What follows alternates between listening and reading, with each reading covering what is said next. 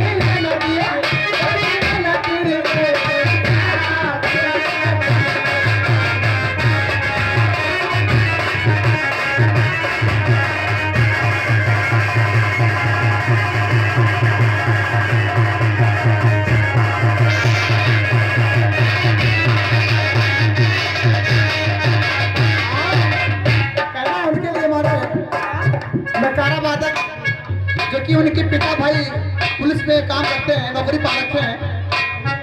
और ये अच्छी बात है कि भाई पुलिस विभाग में नौकरी पा रखे हमारे। जो ये नकारा बजा रहे हैं कुशल है भीम बाबा जी का, जो कि हमारे दलित समाज का एक आदमी ऐसा बैठा है जो कि नौकरी करता है पुलिस विभाग में।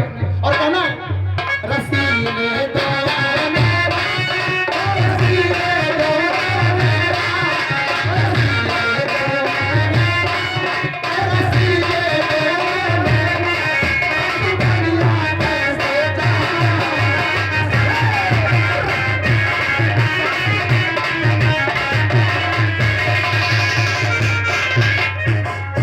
बार बार वही लगातार